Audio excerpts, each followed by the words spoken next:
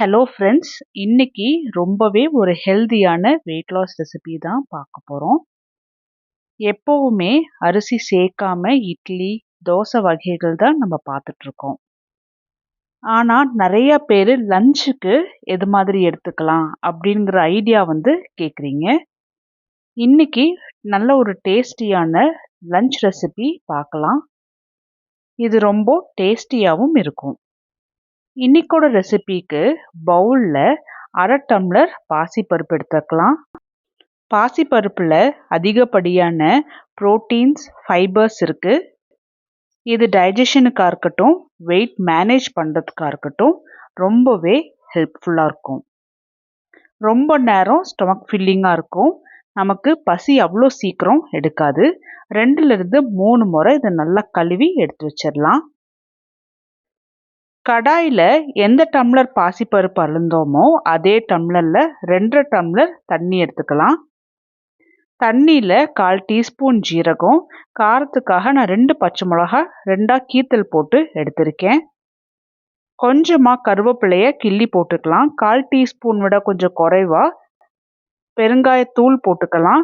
ஒரு 1/4 டீஸ்பூன் குருமிளகை நல்லா நுணுக்கி சேர்த்திக்கலாம். இது நல்ல டேஸ்ட் கொடுக்கும். அது மட்டும் இல்லாமல் வெயிட் லாஸ் பண்ணுறதுக்கு குருமிளகு ரொம்பவே எஃபெக்டிவாக இருக்கும். தேவையான அளவுக்கு கல்லுப்பு, நான் ஆரம்பத்தில் கொஞ்சமாக மட்டும் கல்லுப்பு சேர்த்திக்கிறேன்.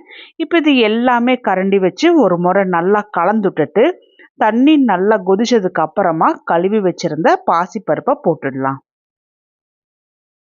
பாசிப்பருப்பு நல்லா முழுமையாக வெந்து வரணும், நல்லா சாஃப்டாக.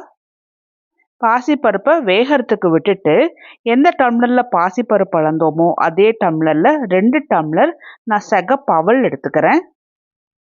சிகப்பு அவல் ரத்தத்தில் இருக்கிற சுகர் லெவலை நல்லாவே கண்ட்ரோல் பண்ணும். டைஜஷனுக்கு ரொம்பவே ஹெல்ப்ஃபுல்லாக இருக்கும்.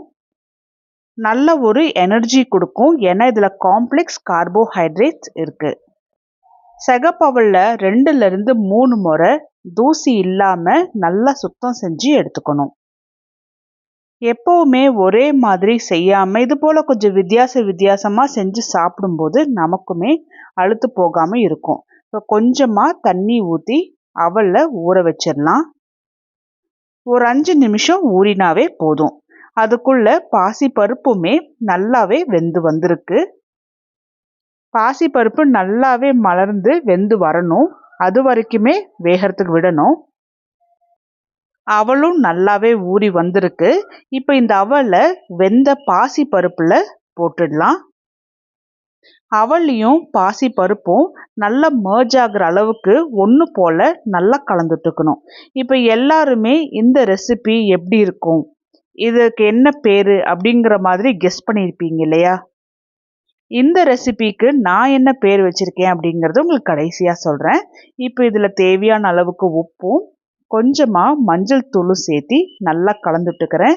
இது கலருக்காக தான் நான் செய்கிறேன். கொஞ்சம் கலர்ஃபுல்லாக இருந்துச்சு அப்படின்னா சாப்பிடும்போது கண்ணுக்கும் விருந்தாக இருக்கும் இல்லையா? இப்போ இது எல்லாமே நல்லா ஒன்று போல் நல்லா மர்ஜ் ஆகி நல்லா கலந்துட்டாச்சு.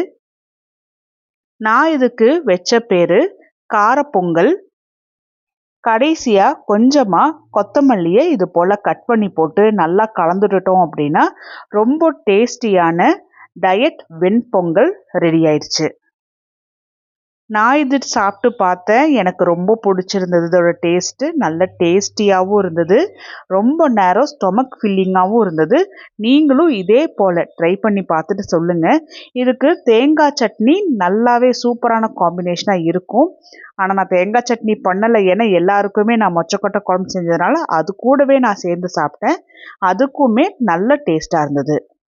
இன்னைக்கு எல்லாருமே கேட்டது போலவே அரிசி சேர்த்தாம லஞ்ச் மெனு தான் நம்ம பார்த்துருக்கோம்.